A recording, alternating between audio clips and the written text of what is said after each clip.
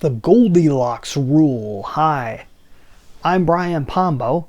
Welcome back to Brian J. Pombo Live. Today I'm going to review the final section of Atomic Habits by James Clear. Even if you haven't read the book, this isn't going to ruin anything for you. It's just going to give you it's a good preview, really, for the book if you haven't gotten a chance to read it. And if you have, it's a good review of what was done in this book, and the stuff that I thought really stood out. And there's a lot more to it, a lot more areas that I'd love to discuss at a future time, but right now I'm just going to pick on a few things. And one of them is this Goldilocks Rule, and I'm going to get to that in a second. But the first part of this section of the book, he talks about genetics as not being an absolute thing. It's absolutely there. There are certain things, your desires, the things you're good at, the things you aren't good at, even your habits, the things that you have more likely pull toward as a bad habit, or things that could be a good habit, and how you handle habits. All this is a genetic situation, and you can't really do much about that other than know what you're dealing with and then move from there. He says, in short, genes do not determine your destiny. They determine your areas of opportunity.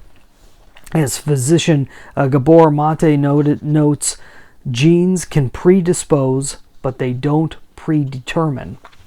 So they can predispose you to certain things. And there's certain things you'll be interested in. There's a certain amount of IQ and so forth that's genetic. And that's just the way it is. I mean, it's been proven that these things, so many of these things, they just kind of come with the job of being a human, and you just got to deal with the equipment that you've been given. I like this quote. He says, "You don't have to apologize for these differences or feel guilty about them, but you do have to work with them." And that's something we all have to keep in mind. I mean, across the board, but especially when it comes to building habits, you got to realize everyone's a little bit different. So you can't get too caught up with hearing someone who's had a lot of success in a certain area and you're having more difficulty in that area. That's just how we're built. The Goldilocks Rule is an interesting idea. The Goldilocks Rule states that humans experience peak motivation when working on tasks that are right on the edge of their current abilities. Not too hard, not too easy, just right. Like Goldilocks and the Three Bears. So when you're starting a new habit, it's important to keep the behavior as easy as possible so you can stick with it even when conditions aren't perfect. This idea we covered in detail while discussing the third law of behavior change, so that's in that section of the book. Once a habit's been established, however, it's important to continue to advance in small ways. And the reason is, if you're able to see this graph, the Goldilocks Rule, it has to do with difficulty and how difficult a task is. If it's not difficult at all, it's really easy to be bored with it. So as you build up a habit, you can get to the point where it's not difficult at all and you get bored. And you try switching it up, you may fall away from a habit because you're bored with the activity itself. But if it can be if you can increase difficulty, then you can make it more interesting, as long as you don't increase it too fast. If you increase it too fast, it pushes you to failure. So it's a very interesting concept, and one that I haven't heard described this way before, but it's good stuff. Boredom is perhaps the greatest villain on the quest for self-improvement, and I can definitely say that as an entrepreneur, and I think a lot of you who are watching and listening are entrepreneurial, and that is a very common thing that you see over and over again. One of the things I see with businesses that I look into partnering up with is I see a lot of times there is a desire to switch things up even when things are working really well. So they may have had a tactic at one point or a strategy that is really growing their business, and they switch it up, and they can't tell you why they switched it up, but I know why.